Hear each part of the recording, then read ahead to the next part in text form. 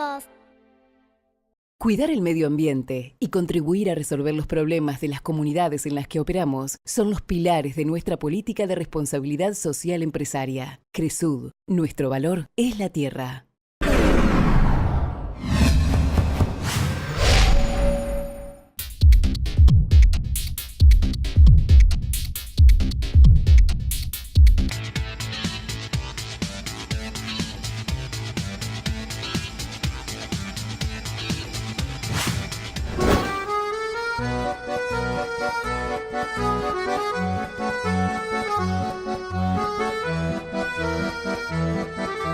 Para Líderes, entrevistamos a Juan Carlos Pallarols, uno de los plateros más destacados del mundo. Pero lo más importante que yo hice fue que intervenga mucha gente en ese bastón. Intervinieron 400 o 500 personas. Recorrimos su taller en San Telmo, el mismo que visitó Máxima, la reina de Holanda, y donde trabaja a la par de su equipo. Y mi papá me dijo, aprende todas las técnicas, no te olvides de ninguna, y antes del año 2000 te van a meter en una vitrina para ver cómo trabajar. Le preguntamos, ¿qué pasó con el bastón de mando que realizó para el presidente Macri? Los secretos de un hombre que dedicó su vida a ser el mejor platero y dejó su huella en los metales. Juan Carlos Pallarols, en Líderes, con la conducción de Cecilia Lucía Puig.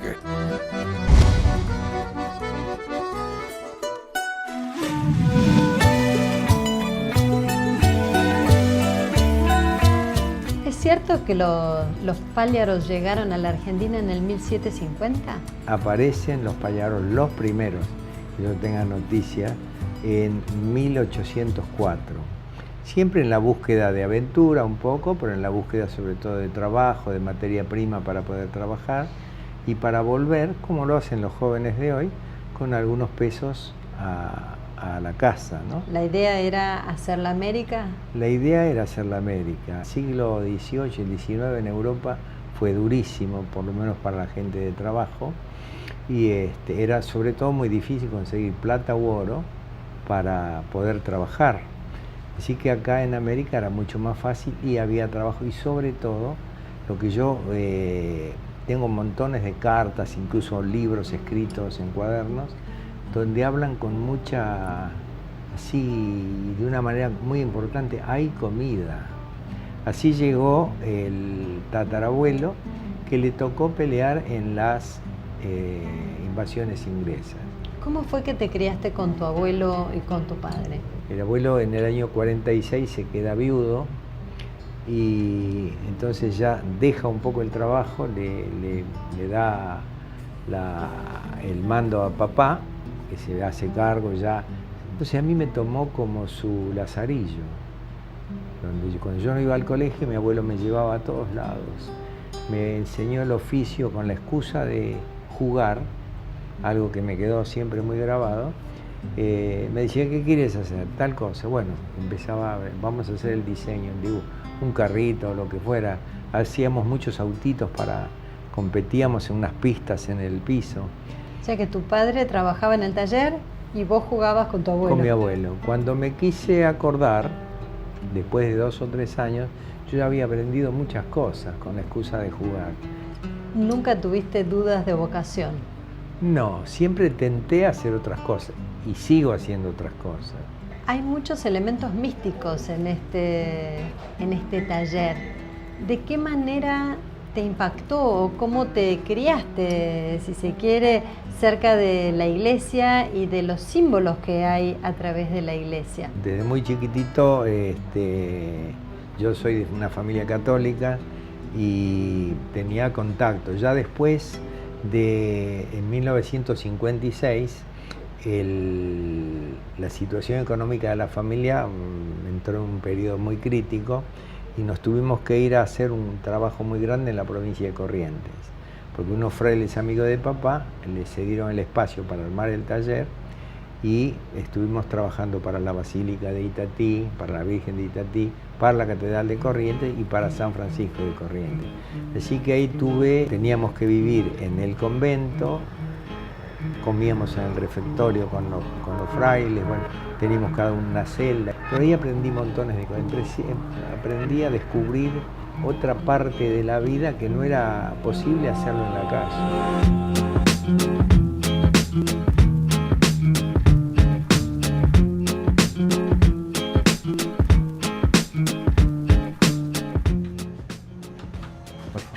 ¡Qué lindo que es este lugar! Es extraordinario. Luego, el taller, el viejo taller con una lavadita Con de algunas cara. no, sí. pero siempre entrar acá es tan gratificante, ¿no? Porque es un espacio que refleja tanto cariño, tanto trabajo y mucho talento. Y tantos años de tradición y de recuerdos, bueno, para mí es como un templo ya, entonces estoy poniendo un pequeño templete como homenaje a Mirá todos los vos. que hicieron ¿Dónde vas a posible hacer el este milagro. templete? Acá, con estas columnas, todo esto Mirá. lo estamos poniendo.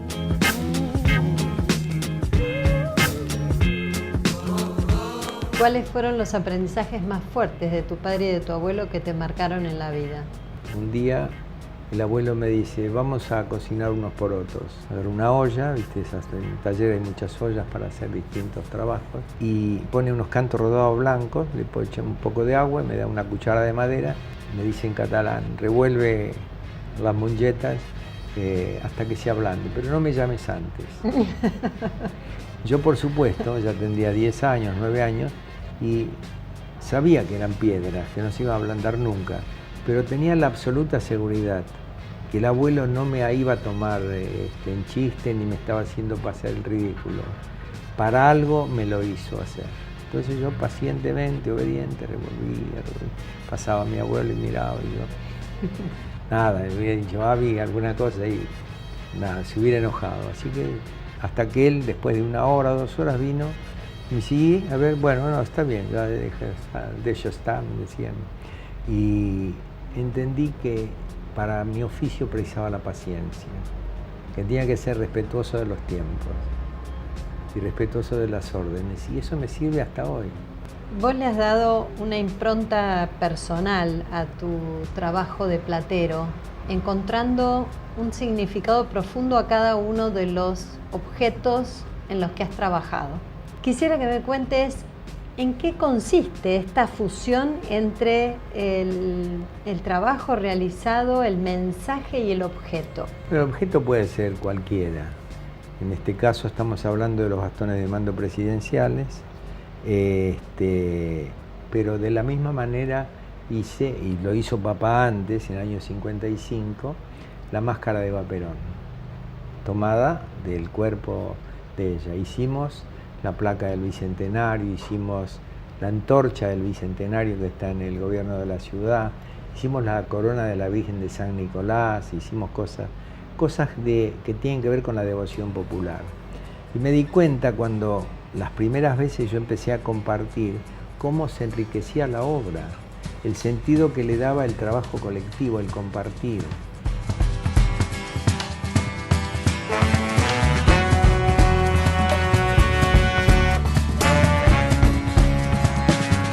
Contame cómo funciona este taller. Bueno, este es un grupo de artesanos que trabajamos juntos hace muchos años, algunos hace ya más de medio siglo, otros un poquito más jóvenes, pero todos trabajamos siempre en una tarea conjunta.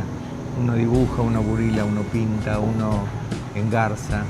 Buscamos estar muy a gusto, o sea, nos damos la libertad de poder cambiar de tarea para poder hacerlo con mayor gusto y con mayor libertad.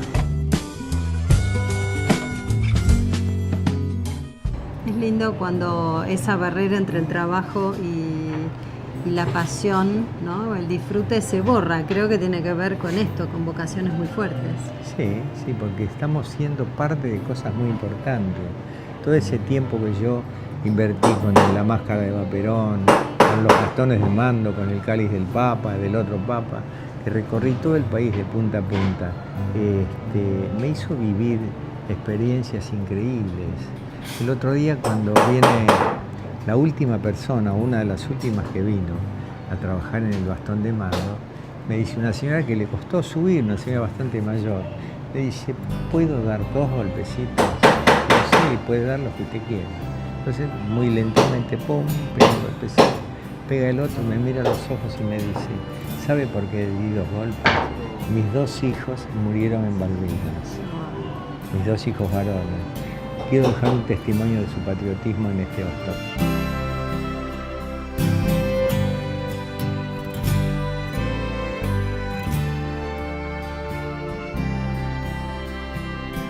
¿Cómo fue el proceso? Y quisiera, si pudieras contarnos. Sí, claro. Ese es una réplica del bastón que recibió el presidente Macri. Que tiene el presidente Macri en la Casa de Gobierno. Los bastones de mando, yo los hago desde 1982. Cuando me trae el bastón, el gobierno saliente del general Viñones, me trae un bastón europeo, con borlas, son o militares o religiosas. Entonces comencé a pensar que la vara era de caña de Malaca. Entonces lo primero que cambié fue la caña de Malaca, y la reemplacé por esta madera que es el Urunday. El Urunday es una madera absolutamente argentina que tiene la virtud de mantenerse siempre recta, brilla por sí sola, esto no tiene laca, no tiene barniz, no se tuerce y lo más importante, no se corrompe. Esta madera no la ataca ningún animalito, el quebracho siendo mucho más duro es víctima de 1000 parásitos. Entonces dije, qué linda madera para que el presidente que porte el bastón sea recto, trabajador, rígido pero flexible y que no se corrompa. Después, en vez de hacerlo de oro, lo hice de plata. Pero lo más importante que yo hice, y fue un poco por casualidad, fue que intervenga mucha gente en ese bastón. Intervinieron 400 o 500 personas. Y yo ahí me sentí muy feliz y sentía realmente esto es una gran obra. Este año el traspaso de mando tuvo características particulares, ¿no? Porque existió la puja entre la presidenta saliente y el presidente Macri de que no quería que se realizara en la Casa Rosada, sino en el Congreso. ¿Cómo lo viviste vos que tenías el desafío de realizar el bastón? Y sé que hubo una llamada amenazante o alguna intimidación al respecto. ¿Qué pasó? Sí, esta vez no sé por qué hubo esa pelea, que fue muy, muy desagradable, poco edificante. Pero bueno, finalmente Jorge Vidaurreta, en ese momento era el director de ceremonial, me dijo, hemos llegado a un arreglo con la gente de La Plata, de la gobernación y con el gobierno de la ciudad, haga los 3 bastones, que sea más importante el de presidente, pero hay que hacer uno para el intendente, para el jefe de gobierno de Buenos Aires, y otro para la jefa de gobierno de la provincia de Buenos Aires, para la gobernadora. Así que los hice y 2 días antes de haber sido el 7 o el 8, los entregué en la calle Uspallata, en la jefa de Casa de Gobierno. Me recibieron 2 funcionarios importantes, los entregué. En ese momento por otra puerta estaba entrando el rey de España, que hacía una visita al edificio. Así que bueno, fue una entrega así muy rápida. Y después el día 10, a la tarde, me llama un periodista de España y me dice, ¿han entregado su bastón? Digo, mire, yo estoy recuperando tiempo perdido, no sé, no vi la ceremonia, no estuve. Y me dice, si le mando una foto. Bueno, me mandó por WhatsApp una foto y ahí vi que no era mi bastón.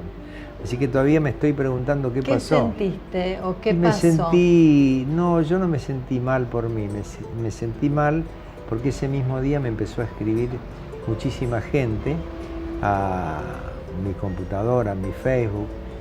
Un día recibí 650.000 mensajes, parece un disparate. 650.000, otro día sí, de gente que me pregunta y que aún hoy me sigue llamando. ¿Qué pasó con el bastón? ¿Sabés que este taller lo visitó muchas veces cuando estaba acá cerquita tu tío abuelo? ¿En serio? Sí. ¡Qué increíble! Tu tío abuelo era muy amigo de mi abuelo. Mirá y de mi vos. papá también. Él tenía un diario que se llamaba El Pueblo, después tuvo otro diario que se llamó Esquiú. Mi abuelo y el padre Agustín, el padre, el que iba mucho porque iba a hacer misa al convento de las Hermanitas de la Asunción. Qué Así que hay una increíble. relación de Qué linda muchísimos años. historia. Así que él estuvo también acá. Él estuvo acá, sí, seguramente. ¿Ves que el espíritu presenció. periodístico se mantiene en la Sí, familia más sí, allá sí, de, sí. de las generaciones y de los años? Y yo lo he conocido mucho.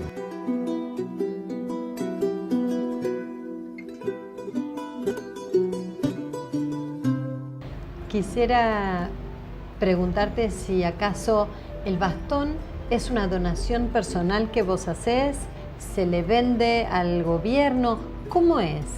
Bueno, esto tiene una historia larga también que se remonta al año 82. Ahí había con una joyería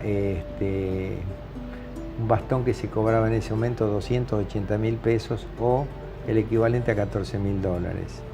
Y cuando yo dije que el bastón yo lo quería donar, porque quería que fuera un bastón argentino, hecho por los argentinos, entonces la joyería lo baja a... Entonces digo, bueno, pero lo tiene que cobrar, usted no lo puede regalar. Digo, bueno, lo voy a cobrar $1. Un peso.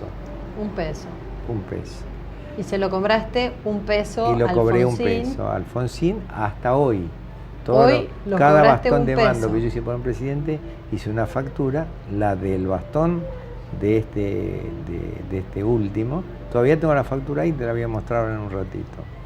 Entonces la joyería lo bajó a 1 centavo. Bueno, cuestión que a partir de ahí, como quedaron como precios límite el de $1, nadie más se presentó ni nunca más llamaron a licitación para hacer el bastón.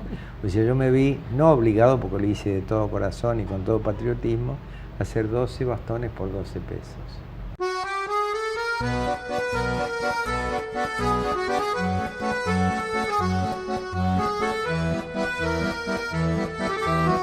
¿Qué representa para vos como platero y como artesano el entregarle el bastón a un mandatario? En mi casa, cuando vos no habías nacido, todavía se hablaba de la Guerra Civil Española, bueno, nada tenía que ver con la democracia.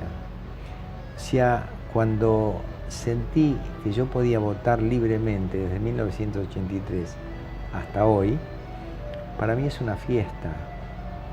Es una fiesta. Lo hago de todo corazón. Otro de los emblemas que te han acompañado a lo largo de los años ha sido el de las rosas. El de las rosas, sí. ¿Cómo nacen las rosas y qué connotación tienen? Le has hecho rosas a figuras destacadísimas a nivel internacional. A Lady Di, le has hecho una rosa a Máxima. La primera fue la de Lady Di. Siempre había quedado como una rosa que mi abuelo le hizo a su hija y después alguna después le hizo a su nieta.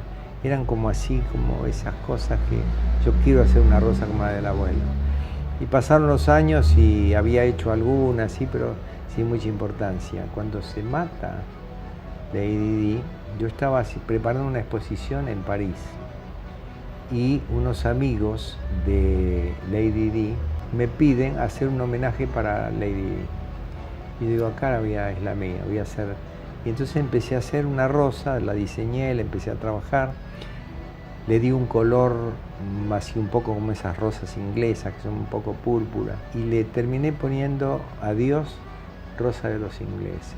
Estás desarrollando en este momento un proyecto muy importante que tiene que ver con las 2 rosas por la paz, para tratar de poner un manto de alivio, de reconciliación en algo tan triste como fue la Guerra de las Malvinas. ¿En qué consiste? Ahora, con un grupo de amigos muy interesantes y muy trabajadores, estamos organizando algo que yo lo comenté con José Duarte, que es un militar que combatió en Malvinas, que fue condecorado en Inglaterra, acá un hombre. Le dije, José, quiero hacer un homenaje importante, a ver qué te parece si hacemos 2 rosas entre todos los ciudadanos de acá, de Inglaterra, del mundo entero, si es necesario, y que una persona muy importante, que haya perdido, que haya tenido una pérdida, que haya sufrido mucho, inglesa, lleve la guerra al cementerio de los argentinos. Y la rosa que hagamos para los ingleses la lleve a alguien que haya sufrido mucho en Argentina con la guerra, a los soldaditos ingleses. Me dijeron el otro día varias personas, ya me lo han dicho, pero me han dicho gente muy importante de estos grupos, que por ejemplo, el homenaje que estamos haciendo a Malvinas ahora, me dijo una persona que está muy allegada a todo este movimiento, dice, creo que es la primera vez que se está haciendo un homenaje muy serio, porque lo más importante son las víctimas y los familiares. Tengo curiosidad por saber, por ejemplo, ¿dónde se están fundiendo esas balas que van a ser parte de las 2 Rosas por la Paz? Aquí mismo, en este ¿Aquí, soplete. en este lugar? Sí, en este lugar. Se reúne toda la gente hacia alrededor. Tratamos, a veces movemos el lugar de aquí, si hay muchas personas, para que todos se puedan acercar y acercarse hasta el crisol, que si lo tengo a mano te lo muestro. Y entonces es como una tacita, bueno, está el rojo, para que no se quemen, tiran ahí las balitas o los pedacitos. Del otro día trajeron una especie de campanita del crucero General Belgrano. Amar la trama más que el desenlace.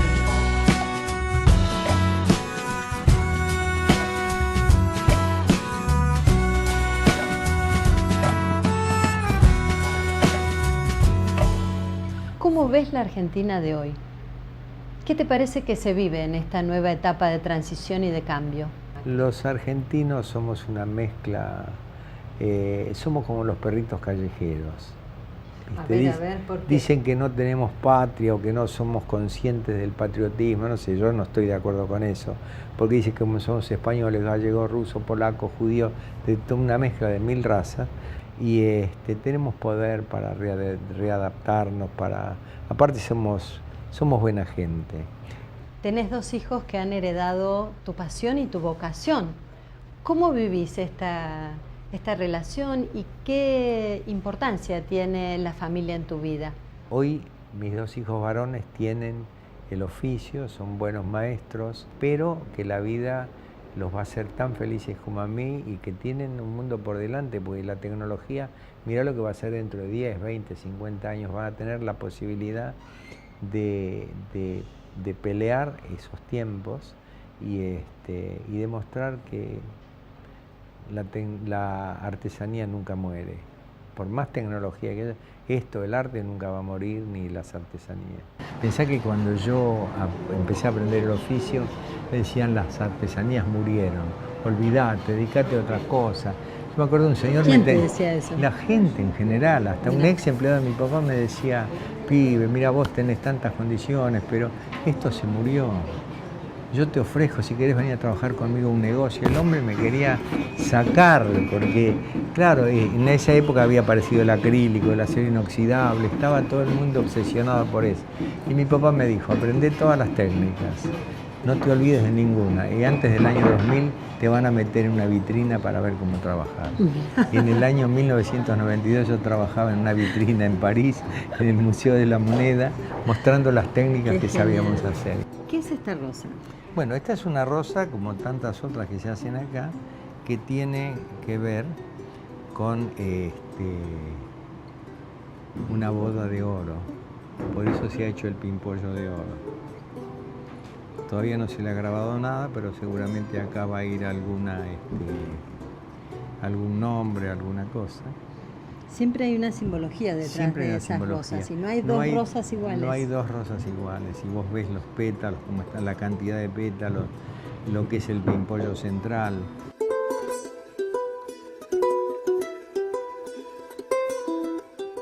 Bueno, acá tenemos los cardos, acá tenemos los 3 pimpollitos, el escudo nacional en oro y esmalte. Estos son los punzones de garantía. Sé que la obra que más disfrutaste en tu trayectoria, entre las miles que realizaste, fue el sable de San Martín. ¿Es así? Es cierto.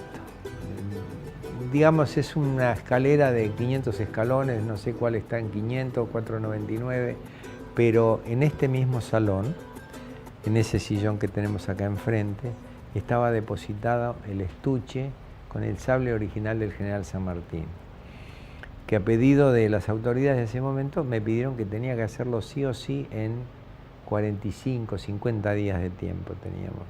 Así que yo únicamente, yo no puedo ir todos los días, ir y venir, no me puedo llevar el sable, tiene que estar acá diciendo es imposible.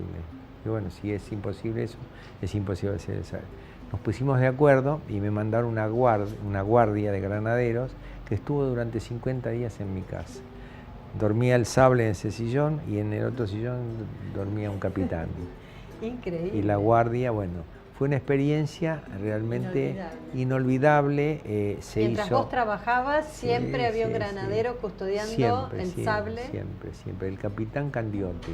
Has tenido oportunidad de recibir en esta casa y de conocer a figuras entrañables de la Argentina como un Borges, por ejemplo.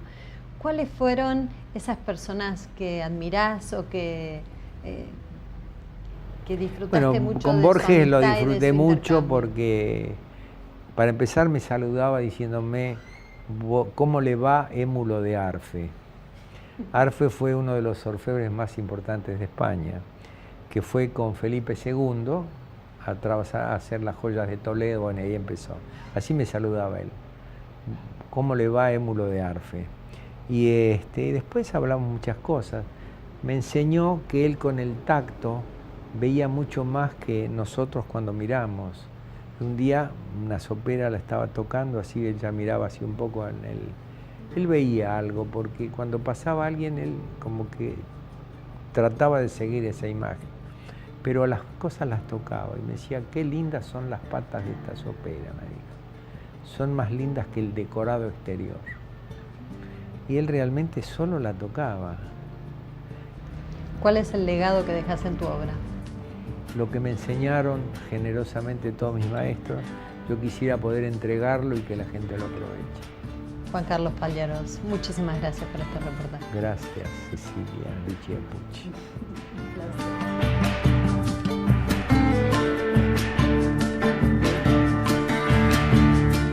Persevera en tu empeño y hallarás lo que buscas. Prosigue tu fin sin desviarte y alzarás tu empeño. Combate con energía y vencerás. Buda, Siddhartha Gautama.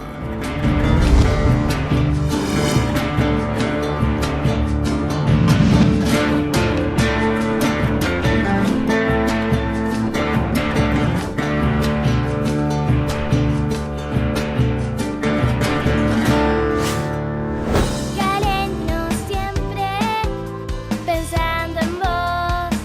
Como Galeno no hay dos cerca de ti en todo el país. Galeno siempre pensando en vos.